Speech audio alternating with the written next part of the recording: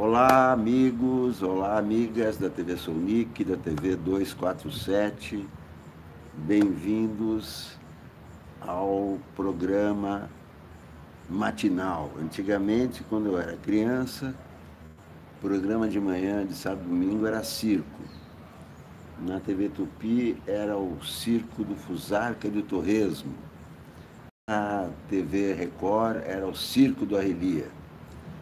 Mas agora a programação matinal da TV Sonic é a leitura de jornais e revistas do fim de semana. E essa capa que está aí exibida no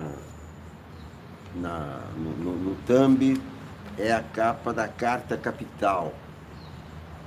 Desta semana, a revista do Mino Carta, o mais tradicional jornalista de semanários no Brasil. Olá, Ângela de Oliveira, bom dia. Trabalhei muito com Mino Carta. Comecei a trabalhar com Mino Carta em 1979. Não, 7. Foi a minha primeira carteira de trabalho. Na Isto é Senhor. Eu tinha ido para o sul do Maranhão, enviado pelo jornal Ex, para fazer uma reportagem sobre uma guerra entre os índios guajajaras e os brancos invasores nas suas terras. Eles tinham colocado fogo num conjunto de casas construído por maranhenses brancos em terras indígenas. De volta, fiquei um mês lá com os índios. Olá, Paulo Cunha, de João Pessoa, bom dia, João Pessoa. Passei um mês com os índios no sul do Maranhão, Barra do Corda, e na volta para São Paulo, encontrei um colega do jornal Ex que me informou que o jornal Ex tinha acabado. Eu tinha então aquela matéria feita com os índios. Ângela de Oliveira também de João Pessoa, bom dia. Fernanda Torres Novaes, bom dia também. Então, na volta a São Paulo, eu tinha uma reportagem, mas não tinha mais onde publicar a reportagem. Foi então que o Hamilton Almeida Filho, que era o editor, o dono, um dos donos do jornal esse que tinha fechado, ele me apresentou ao Mino Carta. Ele disse ao Mino Carta para me receber, porque eu tinha feito uma reportagem que não tinha mais onde ser publicada. E eu escrevi essa reportagem como se fosse o índio contando, do jeito que o índio falava, com os erros de português e etc., mas com muita sabedoria, com muita cultura. E o Mino comprou a matéria. Ele comprou a matéria, publicou a matéria na Isto É, era ainda Isto É mensal, e eu fui contratado para trabalhar com ele. Então, isso tudo para falar da capa da Carta Capital. O Brasil em colapso. O Brasil em colapso nas mãos do homem mau. Ao atacar o STF, a Lava Jato avança no rumo do Estado totalitário. Frank Moraes de Paiva, bom dia. O mais importante da Carta Capital é sempre o editorial do Mino Carta, que eu acho que pelo menos é o que eu mais gosto, é o melhor, é o jornalista que melhor escreve, o melhor texto do Brasil, pelo menos o que eu gosto, né? É o do Mino Carta. Olá, Josefa Betânia. Vamos ver aqui. o que diz o Mino Carta. Não, aliás, vamos começar diferente, né? Rodrigo, Spiegel, Silvia Mirro, bom dia. Não, vamos começar rindo um pouco, né? Vamos começar rindo e tal, do caderninho do Stanislau. Essa é a página das frases da Carta Capital.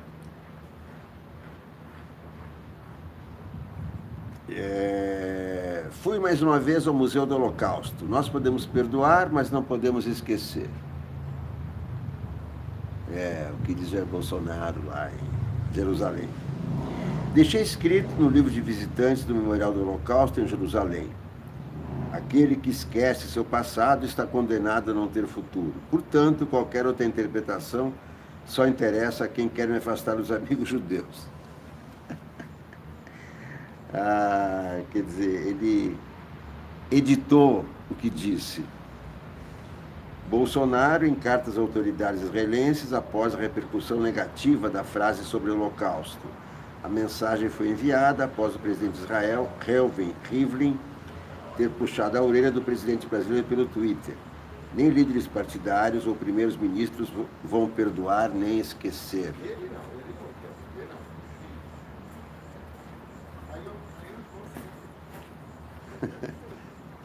Bolsonaro homenageando Arnold Schwarzenegger. Veja só, os ídolos dele. Ao ilustríssimo senhor Arnold Schwarzenegger, os agradecimentos da República Federativa do Brasil pela sua dedicação e integridade durante sua trajetória na vida social e política. O que ele tem que ver com o Brasil, o seu Schwarzenegger, me fala. Dentro da minha concepção cristã, a mulher no casamento é submissa ao homem. Foi a frase da semana. Pierre do CREC, bom dia, da ministra Damares Alves. Frase do Danilo Gentili: deixa eu ver, racista, machista, fascista, homofobista, tudo que é ista, nem Hitler foi acusado de tanta coisa. Porque Hitler é nazista, machista não. Hitler não era, isso eu sou. Tenho mais acusação que o Hitler. Diz o Danilo Gentili, sempre com seu humor sem graça nenhuma. Tweet do Carlos Bolsonaro, segundo a Carta Capital, tweet lisérgico. É simples entender porque o PT, PSOL, PCdoB defendem o método Paulo Freire, alinhado com chás e bolos com ervas e recheios ilegais. A esquerda não dá ponto sem nó. Basta sair da bolha e ver como tudo sempre foi milimetricamente calculado. O verdadeiro The Walking Dead existe. O que isso é, Lee Bauer? O que ele quis dizer com isso? Vamos tentar decifrar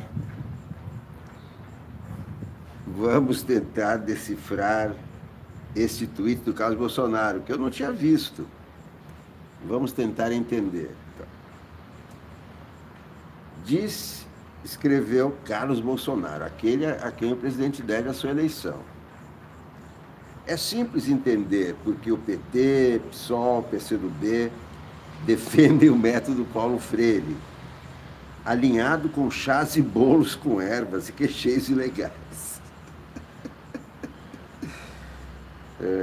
A esquerda não dá ponto sem nó. Basta sair da bolha e ver como tudo sempre foi milimetricamente calculado. O verdadeiro The Walking Dead existe.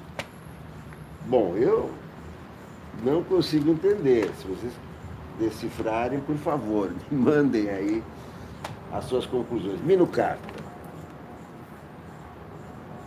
Mino Carta escreve sobre esse cara aqui, o único estadista. Além da igualdade, Francisco prega a razão. Olá, Américo Fortal, tudo bem aí? Escreve-me no Carta, melhor texto da imprensa brasileira. Olá, Josefa, que não assiste Danilo Gentili, nem eu.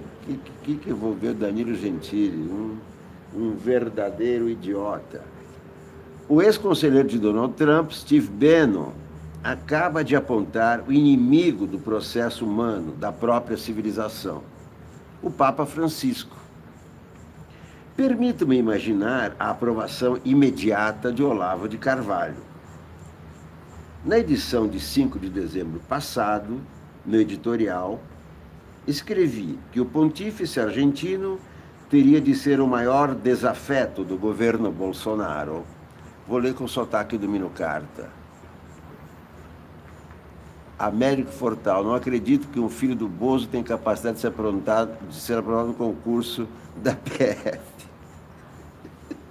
Nem do Enem, não passa nem do Enem. Escrevi então, nesta quadra da história do mundo, o Papa é meu herói, o estadista reformador da Igreja Católica, depois de longo pontificado de João Paulo II, o santo de Ratzinger, que eu creio envolto nas chamas do inferno. O IOR, Banco do Vaticano, sob a batuta de Wojtyła e do seu lugar-tenente Marcinkus, esmerou-se em lavar dinheiro sujo das mais variadas procedências, mafioso inclusive, enquanto esvaía em perfeito silêncio o escândalo da pedofilia sacerdotal e a devassidão da Cúria Romana devolvia o Vaticano à época dos Borgia. Esse é o Mino Carta escrevendo. Continua, entre aspas, o Mino Carta, citando a si mesmo em dezembro. Francisco hoje é a voz da resistência aos falsos profetas do neoliberalismo e da violência da ultradireita, contra os fanáticos do apocalipse e os graúdos donos do mercado. Suas palavras têm a força do açoite brandido por Cristo ao expulsar os mercadores do tempo. Do Brasil de Bolsonaro, Bergoglio só pode ser o maior inimigo. Voltando agora à atualidade. O objetivo de Francisco é voltar aos primórdios do cristianismo, quando a palavra de Jesus ainda ecoava e a Igreja Católica não havia se tornado a mais perfeita monarquia por direito divino. É uma dura refrega que ele combate contra a resistência de quantos aplicam políticas destinadas a alvejar os pobres a favor dos ricos. No caso do Brasil, a situação consegue ser ainda pior. Enquanto cresce o desequilíbrio social, o país em colapso está à venda a preço de banana e o próprio Estado foi privatizado. Fermenta o ódio racial e de classe entre titulares e reservas da Casa Grande em relação a quem habita senzala sem reagir e a todos os pregadores da igualdade. Esta é a palavra-chave, igualdade. Milene Chaves, bom dia. Frank Moraes. Esta é a palavra-chave, igualdade. Por aqui cultivamos o abismo de maneira cada vez mais explícita. Escritores como Tolstói já disseram que se Cristo voltasse à Terra, seria novamente crucificado. O povo humilhado e ofendido sofre em silêncio, resignado como sempre. Pergunta o que aconteceria se no carro crivado por 80 balas no Rio estivesse instalada uma família abastada.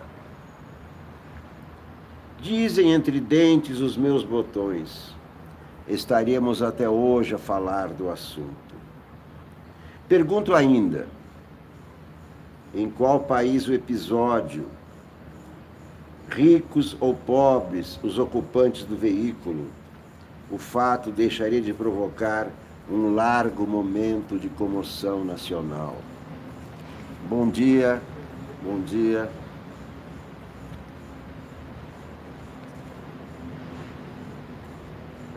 Acabou o editorial do Mino Carta. Pensei que ia continuar, mas acabou. Marinho é banido do futebol. O Comitê de Ética da FIFA também impôs uma milionária multa ao ex-presidente da CBF, preso em Nova York. Na segunda-feira 15, o Comitê de Ética da FIFA considerou o ex-presidente da Confederação Brasileira de Futebol, José Maria Marinho, culpado por corrupção, e o baniu do futebol. Preso desde 2017 nos Estados Unidos, o brasileiro terá ainda de pagar à entidade uma multa de 1 milhão de francos, 3,8 milhões de reais. A investigação sobre Marinho relacionou o ex-presidente a vários esquemas de propinas. Propina me domina, propina me alucina. É hora, é hora, é hora, é hora da propina. A propina só acaba quando termina. Esquema de propina durante o período de 2012 a 2015, em relação ao seu papel na concessão de contratos para empresas pelos direitos de mídia e marketing nas competições da Conmebol, CONCACAF e CBF, afirma o comunicado da FIFA. Em 2018, a Corte Federal do Brooklyn, em Nova York, condenou Marinho a pagar 1,2 milhão de dólares, 4,6 milhões de reais. A juíza Pamela Chen determinou ainda que o ex-presidente da CBF devolvesse 137 mil dólares, 520 mil reais, aos cofres da Conmebol e da FIFA.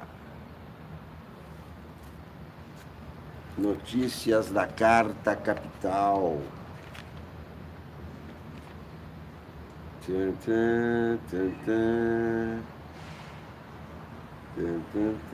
Aqui tem um artigo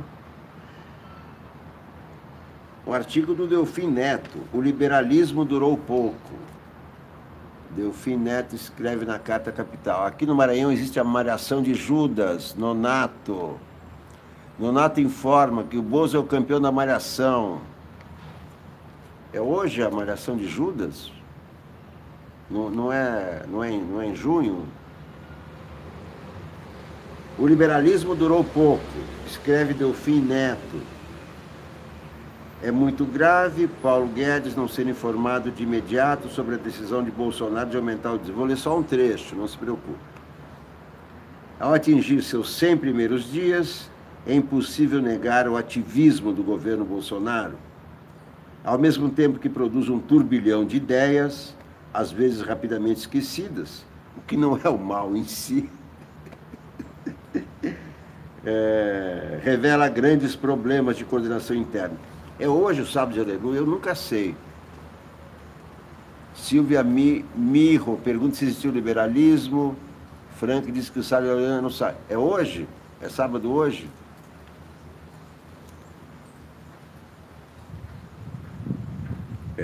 Ao atingir seus 100 primeiros dias, é impossível negar o ativismo do governo Bolsonaro. Ao mesmo tempo que produz um turbilhão de ideias, às vezes rapidamente esquecidas, o que não é um mal em si, revela grandes problemas de coordenação interna.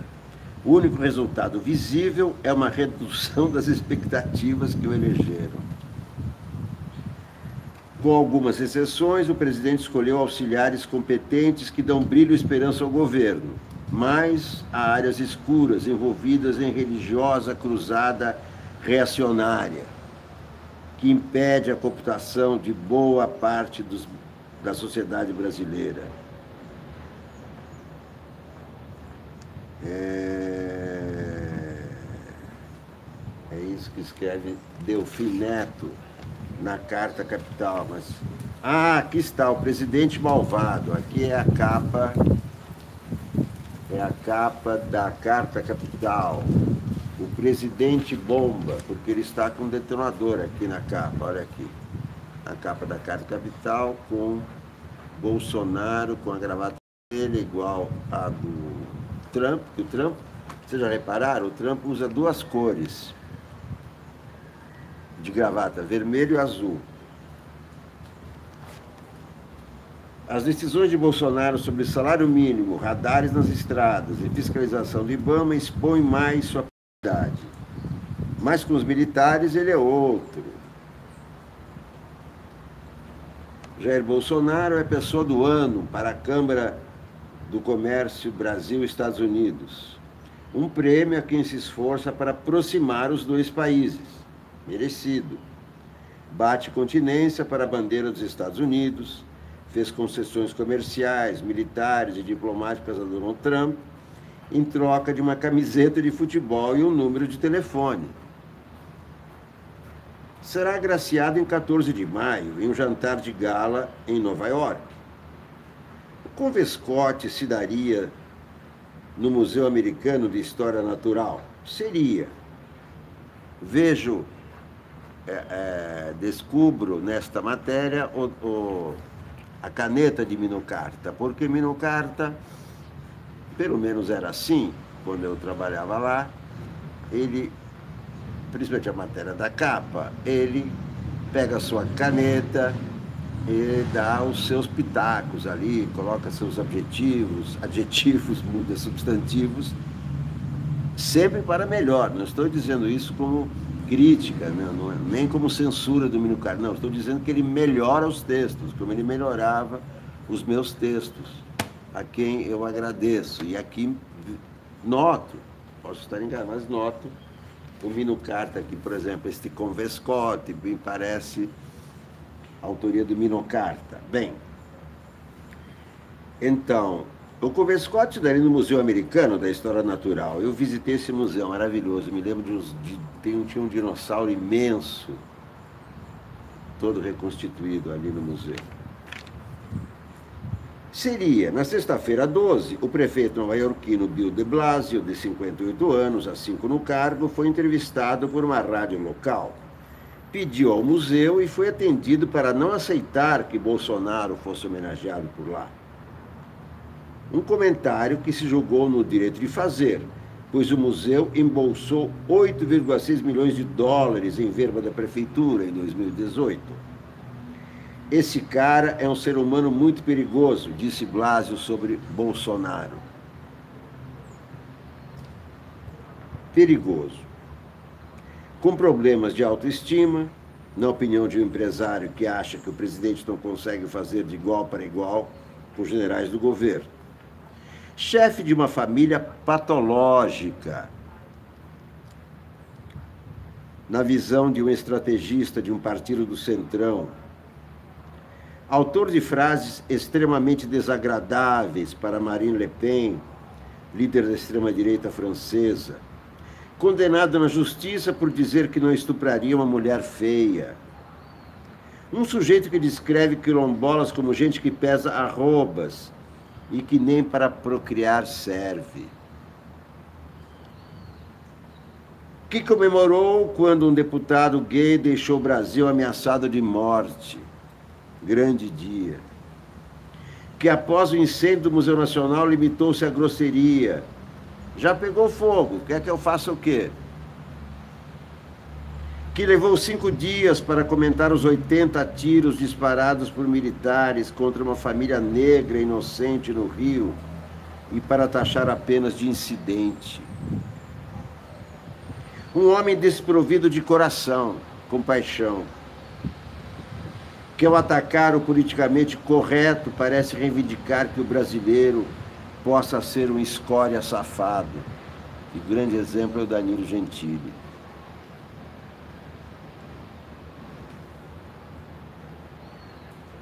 Com um homem mau no comando de um país quebrado, não chegam a ser surpresas certas decisões oficiais.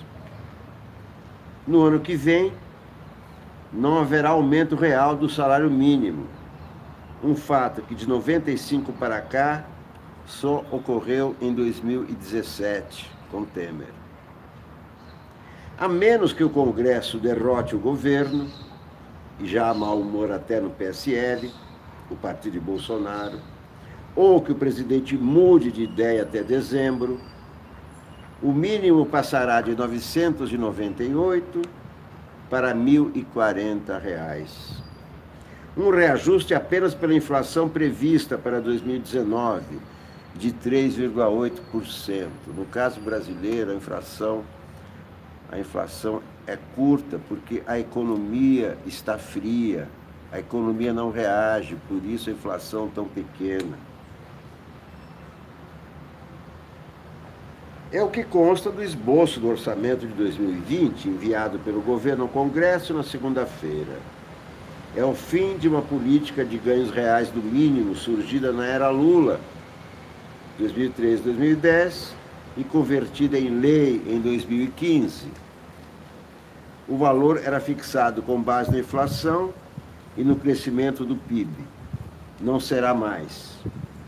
Pior para 48 milhões de brasileiros que têm renda de algum jeito atrelada ao piso, nas contas do Diese. É quase 25% da população. Sem aumento real, o mínimo seria hoje de R$ 573, R$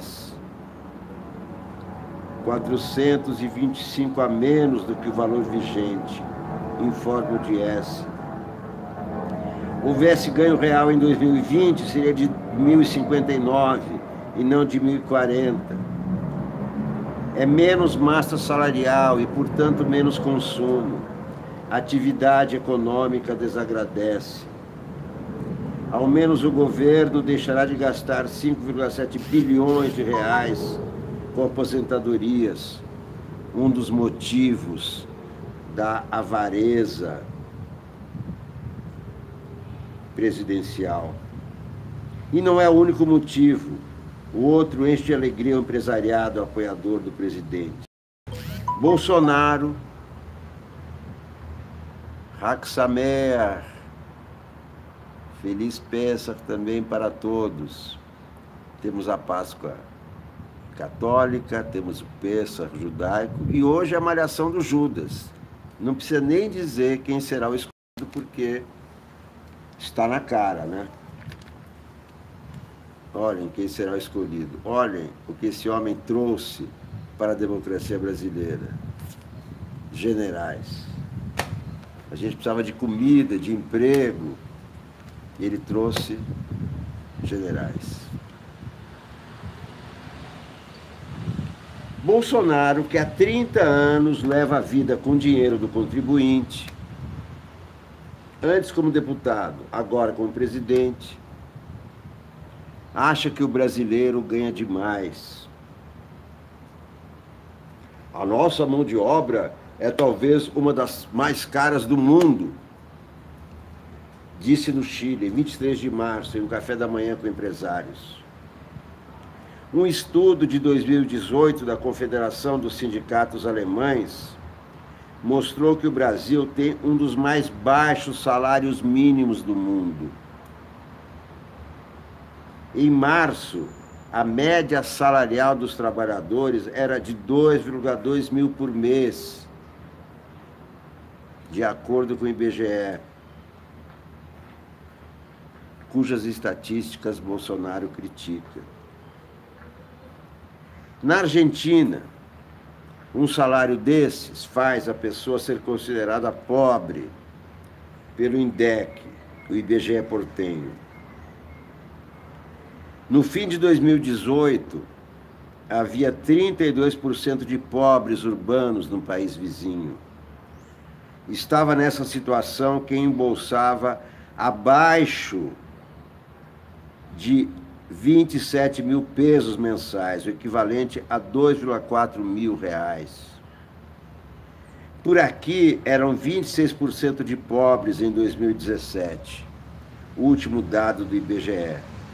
55 milhões de pessoas a viver com menos de 5,5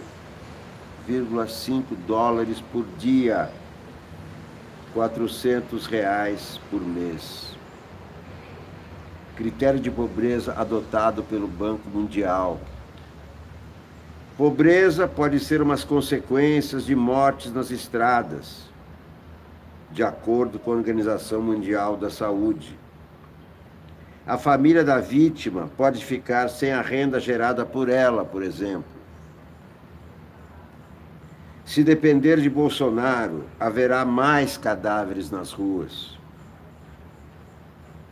É o efeito esperado de outra decisão do homem mau.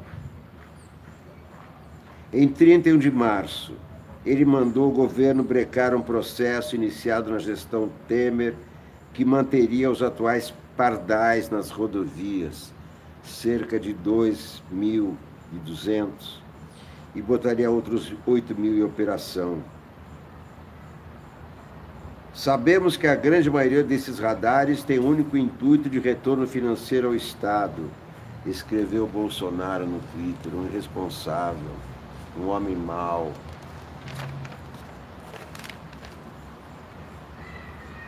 Ao anunciar sua ordem, obedecida no dia seguinte pelo Ministério da Infraestrutura. A justificativa do capitão, a paz do motorista.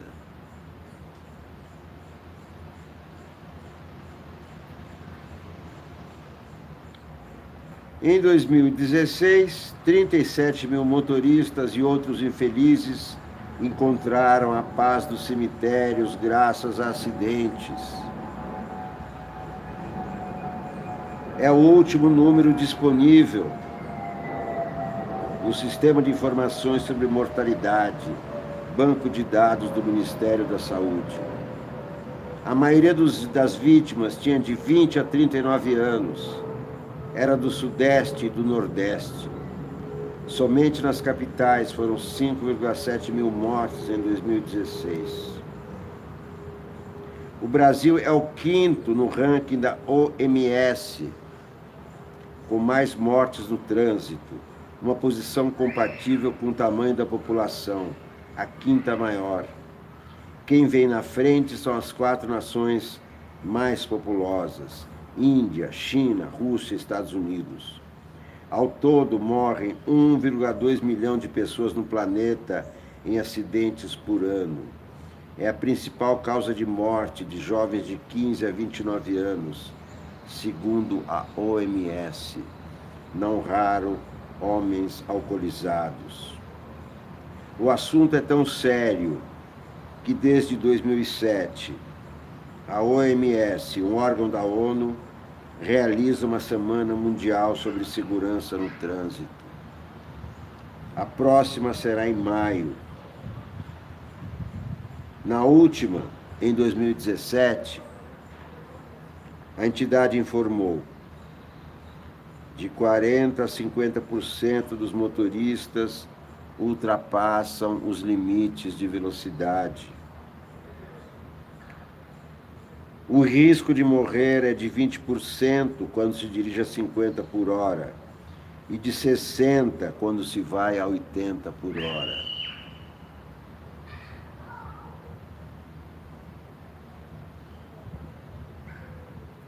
Dezenas de organizações sociais repudiam a intenção bolsonarista. Em um comunicado na segunda-feira 15, 33 entidades disseram que o plano contraria recomendações nacionais e internacionais e tem o potencial de aumentar a já alta cifra de mortos e feridos nas rodovias. Vejam como é bom a gente ler uma revista. Quando ele anunciou isso aí, vamos acabar com os radares. A gente encarou como piada. Eu também, cara. Olha aí, mais uma piada desse cara.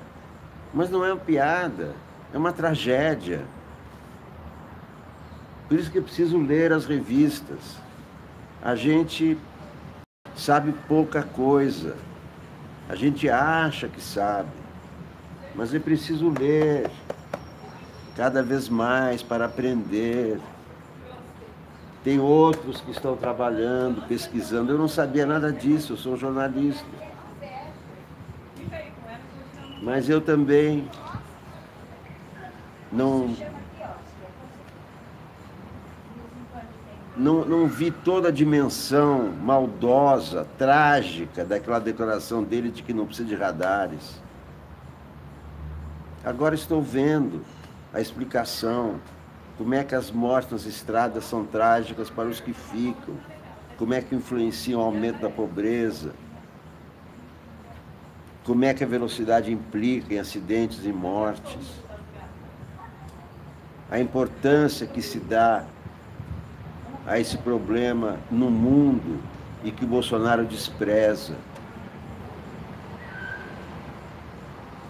Efigênia Camilo, Entrevista do Lula. A entrevista do Lula será na terça-feira.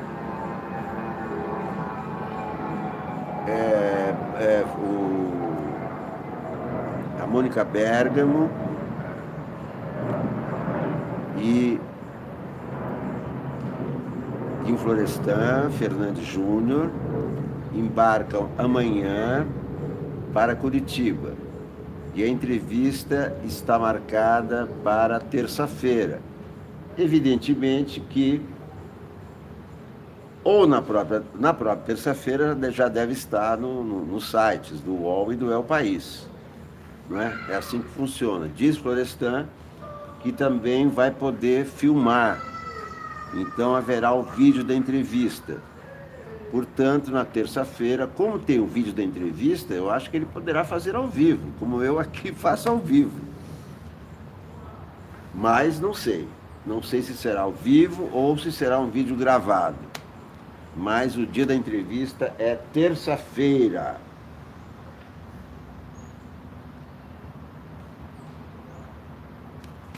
Aqui então é a matéria grande sobre esse homem mau. Salles não é o único. Esse é o Ricardo Salles, né, do Meio Ambiente, que é o meio-ministro, né? Salles não é o único digno de pertencer à equipe do homem mau. O ministro do Turismo, Marcelo Álvaro Antônio, é outro. Foi acusado de ameaça de morte. Como é que é? Foi acusado de ameaça de morte. Quer dizer, de ameaçar através de terceiros alguém, né? Quem se disse ameaçada foi a deputada federal Alê Silva, do PSL mineiro. Antônio, chefe do partido em Minas, está às voltas com denúncias de ter montado um laranjal na eleição de 2018 e de ter usado esse laranjal para escoar verba pública até os cofres de empresas ligadas a assessores. Investigado pela Polícia Federal. Bom, eu já tinha chamado o Bolsonaro de homem mau há algum tempo, quando vazou a informação de que ele dormia mal. Os médicos do Einstein que operaram analisaram o sono dele e o sono dele, ele dorme mal. E também há estudos que mostram a relação entre dormir mal e doenças psicológicas, né? Quando eu vi essa notícia, Homem Mau, tem um filme japonês chamado Homem Mau Dorme Bem, eu disse na ocasião que o homem mau dorme mal, que ele contraria o título daquele filme japonês, do Akira Kurosawa. Efigênia Camilo, você não acha que deve ir à resistência ao invés de solo? Eu não sei o que você chama de resistência, aí precisa ver o que você chama de resistência, não é? Eu acho que o PT está muito aquém do que poderia em termos de oposição, né? A participação do PT até agora na oposição a Bolsonaro eu achei muito tímida, muito restrita, podia ser maior. Eu acho que eu vou posicionar a câmera de um modo diferente, porque eu estou achando que está muito escuro, vocês não estão achando não?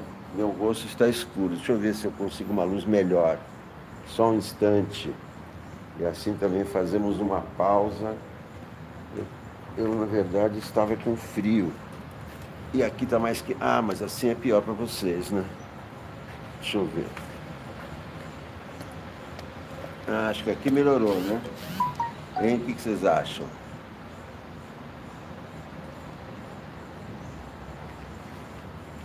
Aqui está melhor, não está? Deve ir à resistência, ao invés de ficar só voltado para... Então, Efigênia, mas o que seria resistência para você? Aqui está melhor, não está? Mais quentinho também. né? Eu acho que há muitas interpretações do que pode ser, do que é resistência, né? O que se vê historicamente, mundialmente, de protesto contra o governo são multidões nas ruas. Mas não é fácil colocar multidões nas ruas. No Brasil, teve, claro, aquela grande campanha, a maior campanha da sociedade civil brasileira, que foi a campanha das diretas, em 84. É muito difícil colocar gente na rua, né?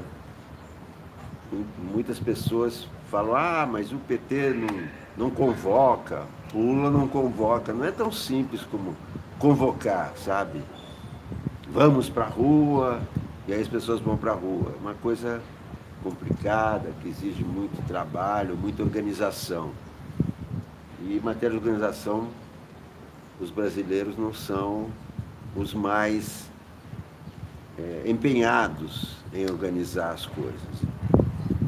Então, e é uma coisa lenta, né? A gente sempre espera que haja, de repente, 1 milhão de pessoas na rua e cai o governo. De repente, 1 milhão de pessoas na rua fazendo greve. Mas não é fácil concretizar isso. Espera aí que eu vou até ali buscar os jornais. Agora eu vou mostrar os jornais do dia para vocês, só um instante.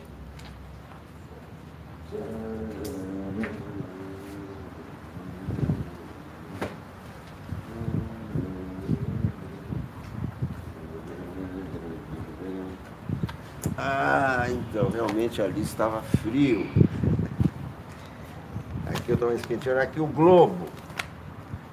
Globo. O Globo e os milicianos. Não, vamos mostrar primeiro a charge do Chico. Entre ouvido Supremo. Ainda o caso de Dias Toffoli, Alexandre de Moraes e a Raquel Dodge. Também não é assim. Vamos passar uma tesoura nessa história. Olha aqui a charge do Chico no Globo.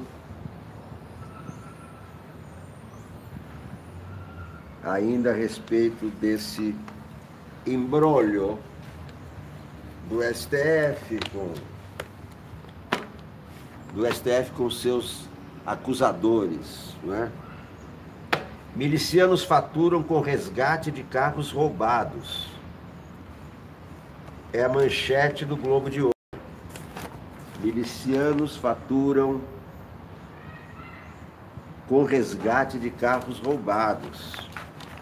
Paramilitares ganham de cooperativas de seguro 10% do valor do veículo. Vejam os novos negócios dos milicianos. Depois do comércio regular de gás, sinal de TV, água mineral, segurança e imóveis em áreas de risco, a Milícia do Rio investe em novo filão, a recuperação de carros roubados. Aí é que entra o Fabrício Queiroz. Lembra que eles falavam, ele dizia que ele vendia e comprava carros? Explorado até então pelo tráfico, o negócio é feito em associação com cooperativas de proteção veicular e patrimonial, que não são reguladas por autarquias e cobram valores até 70% menores do que os de seguradoras convencionais. Cabe aos milicianos negociar com os bandidos, atividade que rende aos paramilitares 10% do valor do veículo resgatado e devolvido para o segurado. A polícia investiga o esquema. Inquérito deve ir a plenário, defendem juristas e ministros. A revogação da censura a um site de notícias reduziu a crise, mas não pacificou as divergências entre os ministros do STF. Para que isso ocorra, avalia-se que é preciso que o plenário decida o destino do inquérito aberto para investigar ofensas ao STF. Muito bem. Áudio de Onyx confirma a intervenção que o governo negava, diz Miriam Leitão.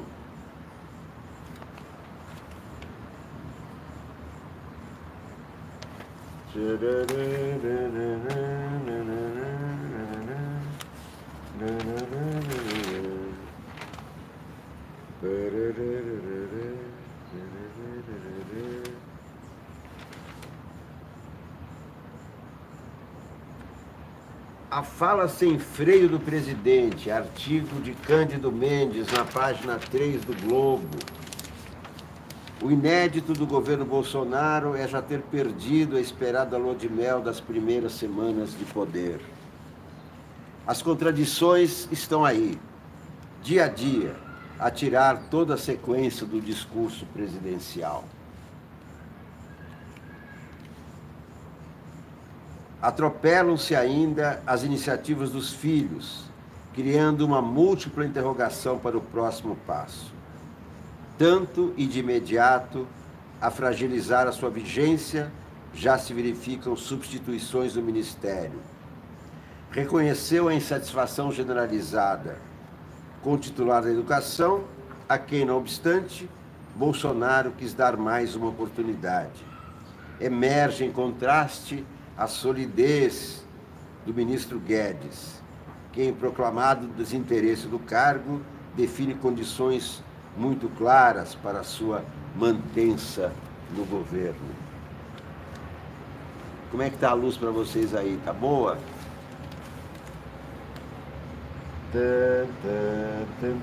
Daniel Arão Reis escreve também no Globo. Foi guerrilheiro, Daniel Arão Reis. Escreve no Globo. Tá aqui,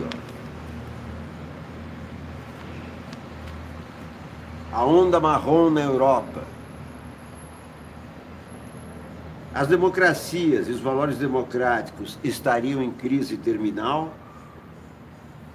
Steven Levitsky e Daniel Ziblatt, em livro recente, aventuraram-se a apresentar uma reflexão sobre como as democracias morrem. Ora, há poucas décadas, sobretudo depois da desagregação do socialismo soviético, em 91, a democracia parecia destinada a ser o ponto de chegada da história mundial. O que teria acontecido? A ascensão do autoritarismo sob diversas formas, de direita e de esquerda, desenvolve-se em diferentes contextos e em cada região ou país suscita interpretações próprias. Seria ousado propor uma explicação geral para o fenômeno. Consideremos, porém, o caso da Europa em particular, onde é visível a popularidade do autoritarismo de direita. Na Polônia, na Hungria e na Eslováquia, governos direitistas dão as cartas. Na Itália e na Áustria, forças extremadas de direita em coligação ascendem ao governo. Na França, há anos, ela só tem sido vencida por votos de uma ampla e informal frente democrática. Até mesmo em sociedades do bem-estar social, como Inglaterra, Holanda, Bélgica, Suíça, Dinamarca e Suécia, a tentação autoritária de direita aparece com força. É o caso também da Alemanha, onde nas últimas eleições ingressou no parlamento um partido de extrema-direita, embora minoritário.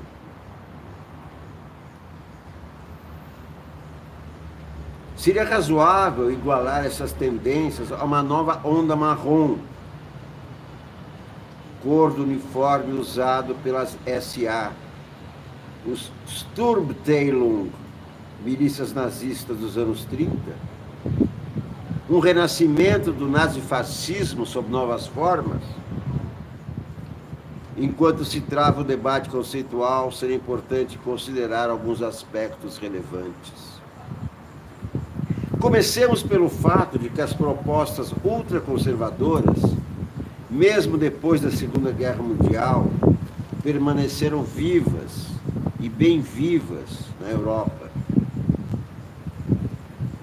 No ocidente do continente, a Guerra Fria impediu políticas sérias de desnazificação. Na Europa Oriental, as mal chamadas democracias populares existiam em virtude da ocupação das tropas soviéticas. Assim, ideias e movimentos de extrema-direita ficaram fermentando, à espera e à espreita de circunstâncias propícias.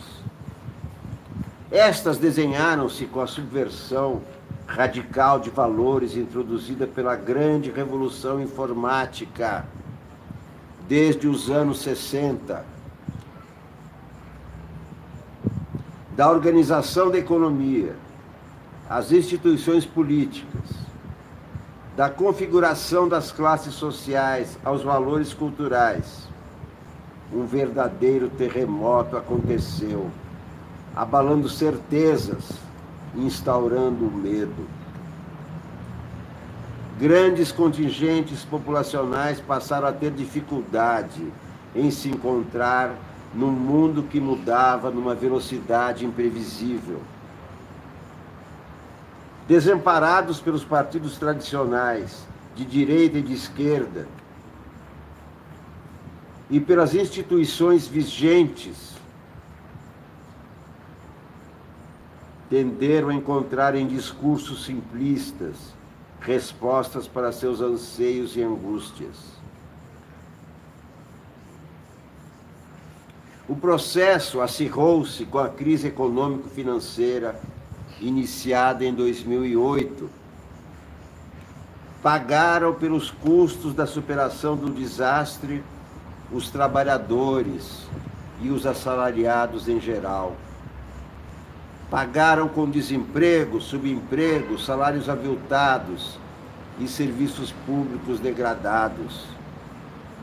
Já os capitais financeiros, responsáveis diretos pela crise, receberam subsídios, estímulos, proteção e cobertura dos respectivos governos.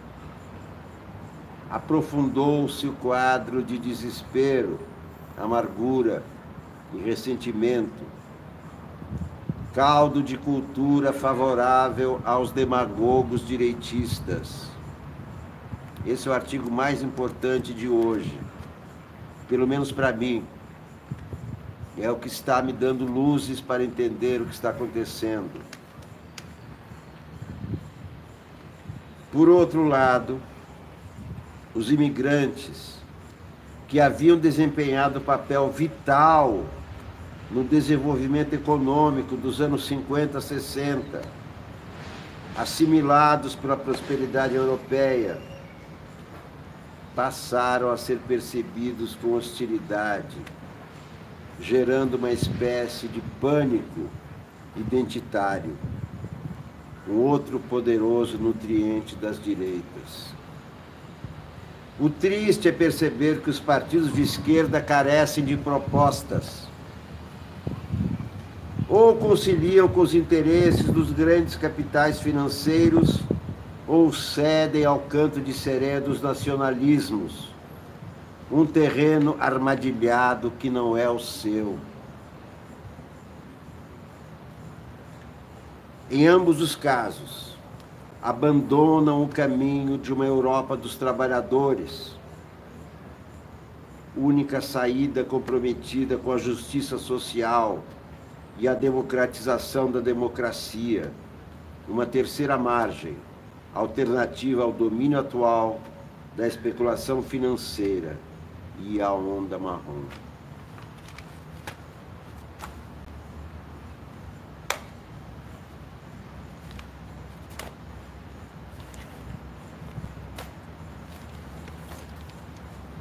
Enterro de Alan Garcia no Peru. Em carta de despedida, Alan Garcia rejeitou o vexame e justiça. Folha de São Paulo. Matéria na Folha de São Paulo.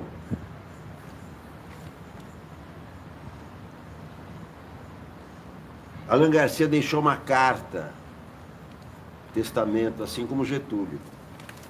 E ela foi lida ontem, no seu funeral.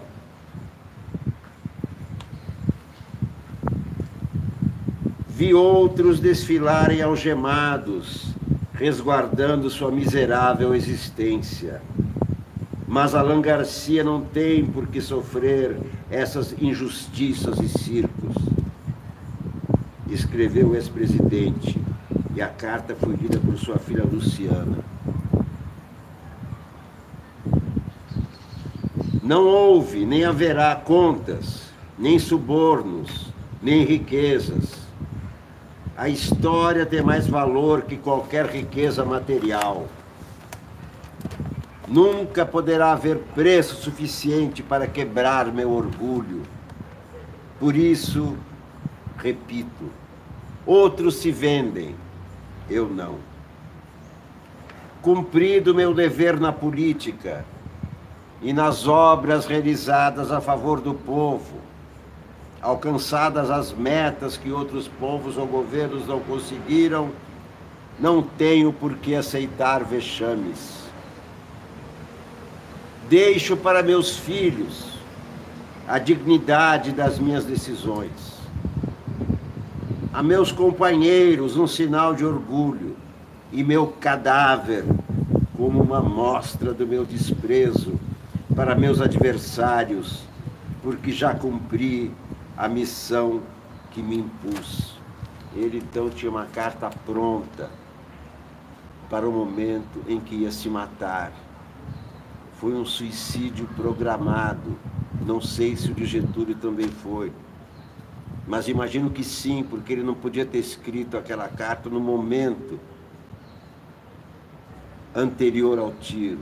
A carta do Getúlio estava pronta, como também essa carta do Alan Garcia. E essa carta engrandece a sua biografia. O que vai ficar é essa carta testamento de Alan Garcia. Vou ler de novo para vocês. Foi morto ontem. Foi morto. Foi morto.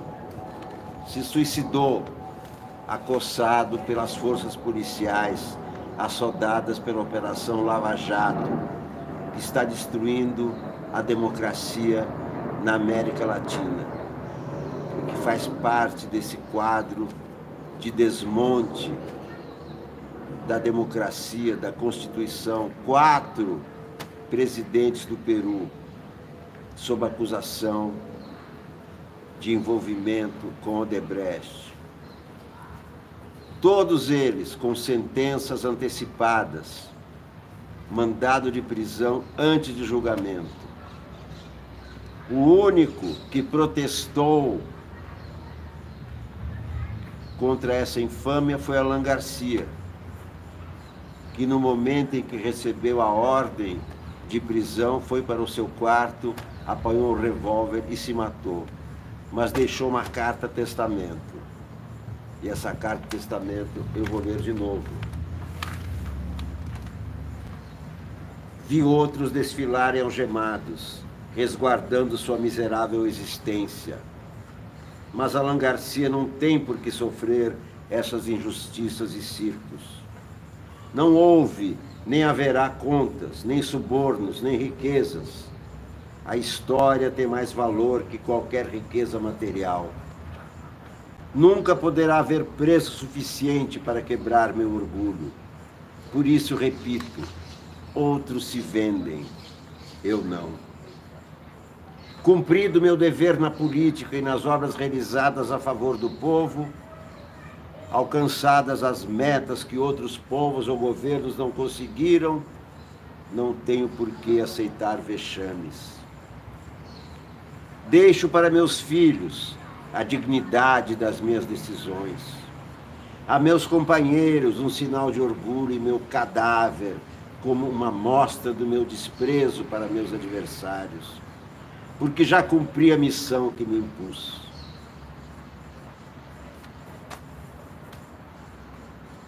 Alan Garcia. Estado de São Paulo. Em 10 anos, o Congresso gasta 2,8 bi para bancar o cotão. Trump, pedido de impeachment ganha força. Isso é importante porque sem Trump, Bolsonaro perde 90% da sua força. Após o relatório sobre agentes russos na campanha dos Estados Unidos, a abertura do impeachment do presidente Donald Trump ganha força. Democratas querem os documentos sigilosos sobre atos de Trump para barrar investigação. Detalhes na página de Internacional A8, onde está A8. É tanta página. Será que é aqui mesmo? No primeiro caderno? Pode ser, é A8. Abertura de pedido de impeachment de Trump ganha força entre democratas.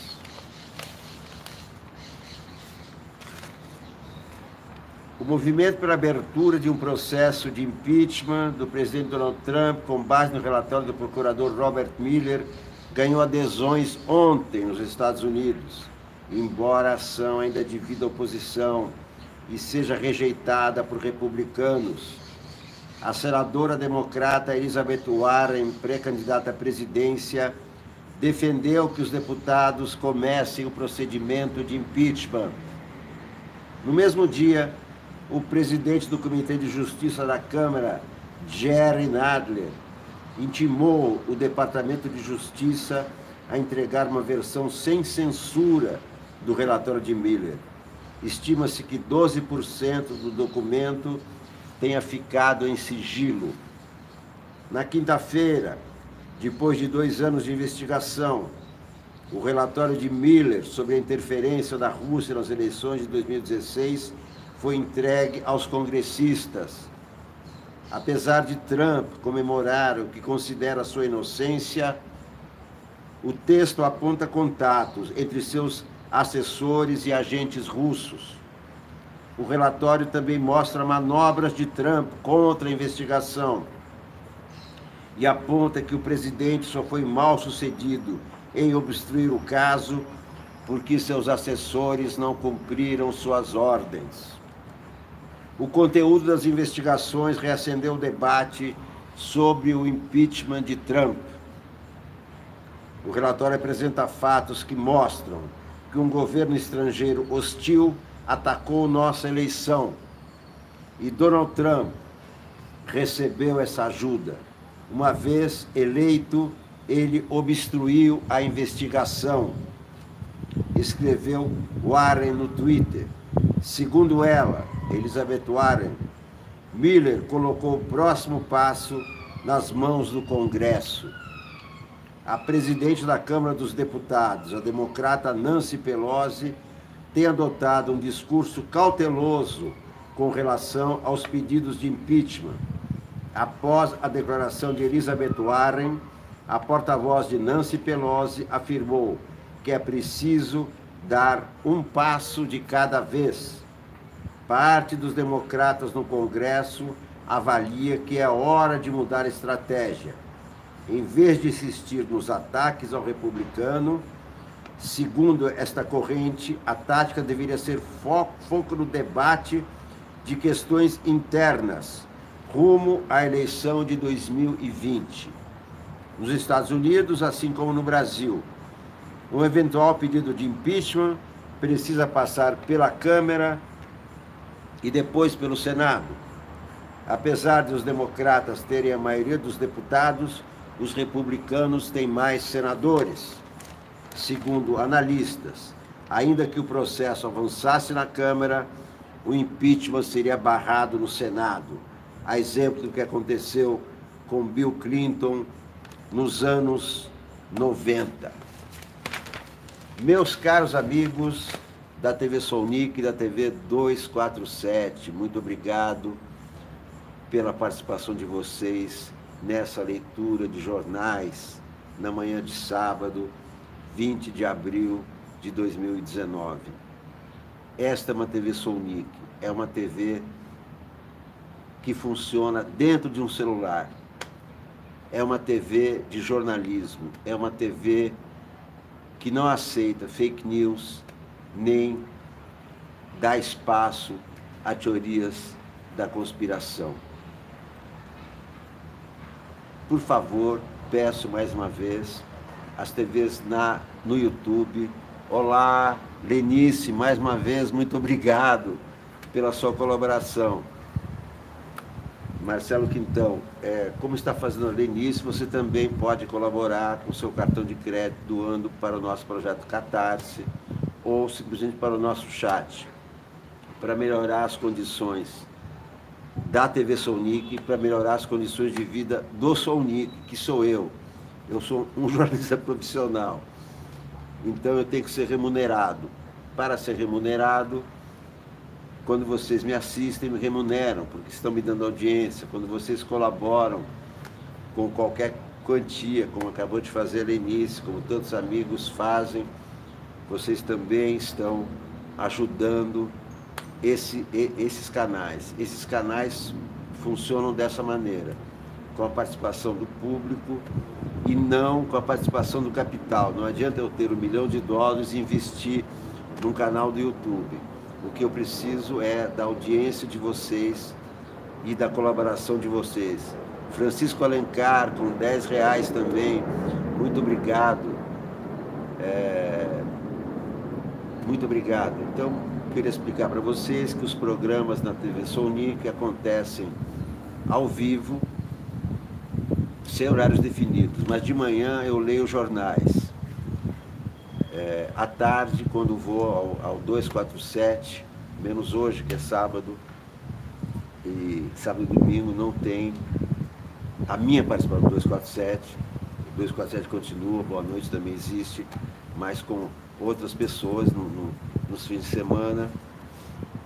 São esses programas mais ou menos fixos, mas eu entro a qualquer horário. Marcelo Quintão, Francisco Alencar 10, Marcelo Quintão 20, muito obrigado pela gentileza, pela contribuição que vocês estão dando à TV Sounic, uma TV que está empenhada em se basear no jornalismo, porque foi sempre isso que eu fiz, e eu estou tentando honrar a memória daqueles que me ensinaram o que é jornalismo. Hamilton Almeida Filho, Paulo Patarra, Milton Severiano, Sérgio Souza, Narciso Calílio, muito obrigado a vocês que estão me ouvindo, muito obrigado Hamilton Almeida Filho, muito obrigado Narciso Calílio, muito obrigado Sérgio Souza, muito obrigado Paulo Patarra. Foram eles que me deram o primeiro estímulo para eu ser jornalista e que me ensinaram o que é ser jornalista. E em memória deles, que eu preservo aqui o jornalismo, em memória dos meus grandes amigos, os jornalistas. Eu espero estar com vocês nas próximas transmissões. Assim que há novas notícias, assim que há uma nova paródia, assim que eu quero contar uma novidade a vocês, assim que há uma nova ideia, eu volto aqui para conversar com vocês. Muito obrigado a todos, um bom feriado e até a próxima, a qualquer momento. Muito obrigado mesmo. Tchau, beijo.